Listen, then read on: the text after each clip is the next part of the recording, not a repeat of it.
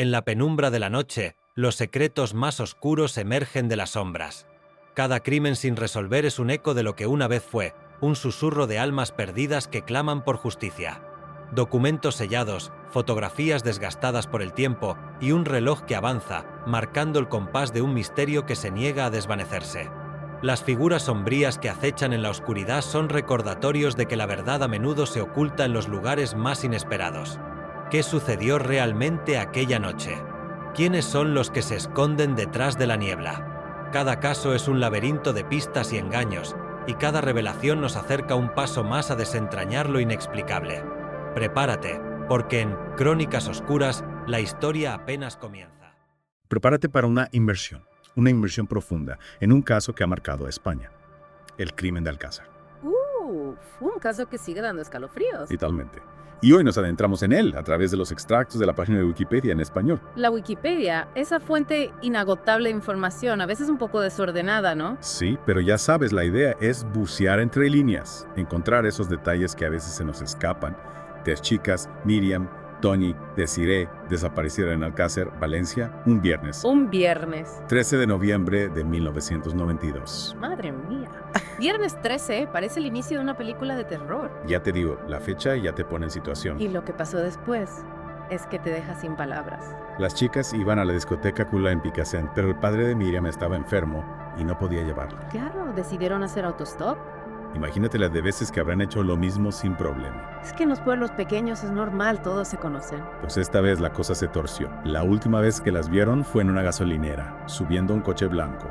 Un coche blanco con 4 ocupantes. Y a partir de ahí, el vacío. Desaparecieron. Como si se las hubiera tragado la tierra. La búsqueda fue increíble. Policía, guardia civil, voluntarios, hasta el ministro del Interior se involucró. Según la Wikipedia, claro. Sí, todo esto lo cuenta la Wikipedia. Imagínate la presión, la angustia de las familias de todo un país. España entera en vilo. Hasta el primer ministro se implicó y la Interpol. Una búsqueda internacional. Es que nadie se explicaba qué había pasado. Y para colmo, durante la búsqueda, un voluntario murió. ¿En serio? Sí, una tragedia dentro de la tragedia. Increíble. Y pasaron los días, las semanas, 75 días de incertidumbre hasta que el 27 de enero de 1993. Un día que nadie olvidará. 2 apicultores encontraron una fosa. Una fosa en el barranco de la Romana. Al principio, por un reloj que vieron, pensaron que era un hombre. Un giro macabro del destino. Pero al desenterrar, los cuerpos de las 3 chicas, envueltos en una alfombra. Fin de la esperanza, pero inicio de un misterio aún más profundo. La policía centró su atención en 2 sospechosos. Antonio Anglés y Miguel Ricard. 2 nombres que se grabaron a fuego en la memoria de todos. Anglés ya tenía antecedentes, ¿verdad? Sí, la Wikipedia lo menciona. Eso ya le ponía en el punto de mira. Pero, ¿qué les conectaba con el crimen? En la fosa encontraron un volante médico con el nombre de Enrique Anglés, hermano de Antonio. La pista que les llevó hasta ellos. Pero Antonio desapareció. Se esfumó. Convirtiéndose en uno de los fugitivos más buscados. Una sombra que aún planea sobre este caso. ¿Y Ricard? ¿Qué pasó con él? Ricard fue detenido. Al principio confesó todo, con pelos y señales. Describiendo las atrocidades que sufrieron las chicas en una caseta abandonada. Pero luego se retractó. Dijo que la Guardia Civil le había torturado para sacarle la confesión. Un giro inesperado. Que sembró la duda. ¿Le torturaron o no? No había pruebas físicas que lo demostraran. ¿Y por qué se retractaría entonces? Ese es uno de los grandes enigmas. Y para añadir más misterio al asunto, entra en escena Luis Frontela. El famoso forense. El mismo. Hizo una segunda autopsia. ¿Y qué descubrió? Cosas que no cuadraban con la primera. Por ejemplo, encontró pelos en los cuerpos que no eran ni de Ricard ni de Anglés. ¿Pelos de quién entonces? No se sabe. Incluso encontró uno canoso. ¿Canoso? ¿Qué significa eso? No se sabe con certeza, pero Frontela también sugirió que a lo mejor las chicas no fueron enterradas directamente allí. ¿Que las movían de sitio? Es una posibilidad. También planteó que a lo mejor las habían sumergido en agua o que sufrieron una hemorragia masiva. Espera. 2 entierros. Sumergidas en agua. Es una hipótesis, pero abren un abanico de posibilidades que la investigación oficial no exploró. ¿Por qué mover los cuerpos? ¿Quiénes más estaban involucrados? Y lo más inquietante, si Ricard y Anglés no actuaron solos, ¿quiénes fueron sus cómplices? Preguntas sin respuesta. De momento. Y llegó el juicio a Miguel Ricard. Entre mayo y julio de 1997. En la Audiencia Provincial de Valencia. Un juicio que paralizó a España. todos pendientes de lo que se dijera allí. Tipo secuestro, violación, asesinato, inhumación ilegal. Se esperaba que el juicio aclarara por fin lo que pasó, pero no fue tan fácil. Para nada. Ricard se declaró inocente. Dijo que la confesión que había hecho era falsa, que le habían obligado a decir todo eso. Bajo tortura. Exacto. La defensa lo tenía difícil, porque no había pruebas de que lo hubieran torturado. Pero Anglés seguía sin aparecer, y esa sombra de duda beneficiaba a Ricard. ¿Y qué argumentos usó la defensa para poner en duda la versión oficial? Pues mira, se centraban en las inconsistencias, en que no había pruebas contundentes que conectaran a Ricard con los asesinatos.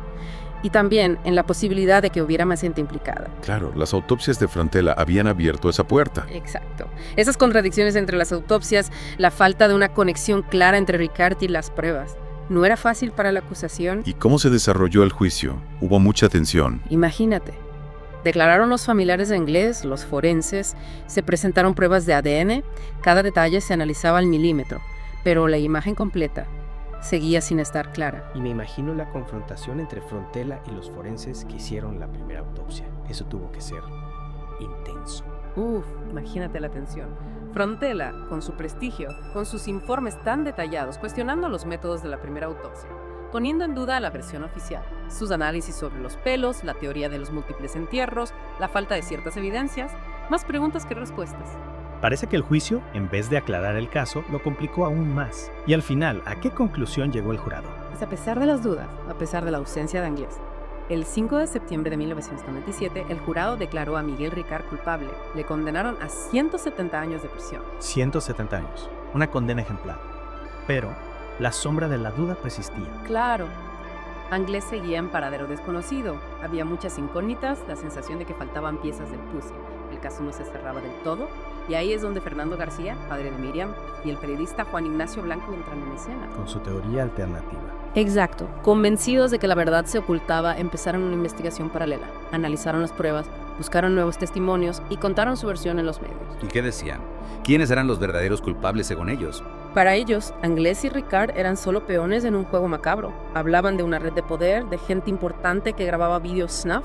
El crimen de Alcácer era solo la punta del iceberg. ¿Videos snuff? Eso ya es otro nivel. ¿Y a quiénes acusaban concretamente? Llegaron a acusar a empresarios, a políticos, acusaciones muy graves que nunca pudieron probar. De hecho, les costaron varias demandas por difamación. Ya veo, una teoría muy arriesgada. Pero que mucha gente creyó. Claro, la brutalidad del crimen, las inconsistencias del caso, la fuga de Anglés, todo eso contribuyó a que la gente se preguntara si se estaba contando toda la verdad. La semilla de la duda ya estaba ahí. Y García y Blanco la regaron con sus investigaciones, con sus apariciones en la tele. Y mientras todo esto pasaba, el caso dio un nuevo giro. Un nuevo giro. ¿A qué te refieres? En 2013 se anuló la doctrina Parot, esa que permitía extender las condenas de ciertos criminales. Ah, sí, recuerdo. Hubo mucha polémica. Pues eso significaba que Miguel Ricard, después de 21 años en prisión, salía a la calle. Menuda noticia. Para las familias de las víctimas, para la sociedad, fue un golpe duro. La sensación de que no se había hecho justicia, la incertidumbre sobre Anglés, la teoría de la conspiración todavía presente, el crimen de Alcácer volvía a estar en boca de todos. Con Ricard libre, Anglés desaparecido y la sombra de la conspiración planeando sobre todo, el caso seguía sin estar cerrado. Es como si el crimen de Alcácer se negara a ser olvidado. Un caso que nos obliga a enfrentarnos a nuestras propias dudas, a cuestionar lo que creemos saber y aceptar que a veces la realidad es mucho más compleja y oscura de lo que imaginamos. Este crimen de Alcácer va más allá de lo policial. Es una herida abierta en la sociedad española. Una sombra que nos recuerda que la oscuridad puede estar más cerca de lo que pensamos. Una historia que nos enfrenta a la fragilidad de la vida, a la incertidumbre, a esa búsqueda incesante de la verdad, aunque a veces parezca imposible encontrarla. Y en este caso, esa búsqueda se vio empañada por el sensacionalismo, el morbo. Los medios de comunicación a veces se pasan de la raya. Programas de televisión que se cebaban con el dolor de las familias, buscando el impacto fácil, la audiencia. Y la verdad a veces quedaba en segundo plano. Totalmente. Esa cobertura mediática, a menudo sensacionalista, creó un clima de paranoia, de desconfianza. Y a pesar de los años, el crimen de Alcácer sigue ahí, en el imaginario colectivo. Libros, documentales, series. Las nuevas generaciones también se interesan por el caso. Buscan respuestas, intentan entender lo que pasó. Y en esa búsqueda aparecen nuevos hallazgos que reabren viejas heridas. En 2017, un diente. En 2019, varios huesos. Los análisis confirmaron que pertenecían a Miriam García. El pasado volvía a golpear. como demostrando que algunas heridas nunca cicatrizan del todo. Es que el tiempo no lo cura todo. Y mientras la memoria de las víctimas sigue viva, la búsqueda de Antonio Inglés continúa. Un fantasma que sigue presente, un hombre que siempre estará ligado al crimen de Alcácer. Sigue vivo. ¿Dónde está? ¿Qué papel tuvo en todo esto? Preguntas que quizás nunca tengan respuesta. El crimen de Alcácer, en definitiva, es un laberinto, un caso complejo con muchas aristas, con muchas sombras. Un caso que nos invita a reflexionar sobre la justicia, sobre la verdad, sobre la naturaleza humana y sobre el papel de los medios de comunicación en la construcción de la narrativa de un suceso así, tan impactante. Nos deja con una sensación de inquietud, de misterio sin resolver, de una búsqueda que todavía no ha terminado. ¿Y a ti? ¿Qué te ha parecido esta inmersión en el crimen de Alcácer? ¿Te quedas con la versión oficial? ¿O crees que hay algo más? Algo que todavía permanece oculto. Te invitamos a que sigas explorando, a que investigues, a que saques tus propias conclusiones. El crimen del Alcácer es un caso que nos recuerda que a veces la verdad es esquiva, que el pasado puede seguir atormentándonos y que la búsqueda de respuestas puede ser un camino sin final.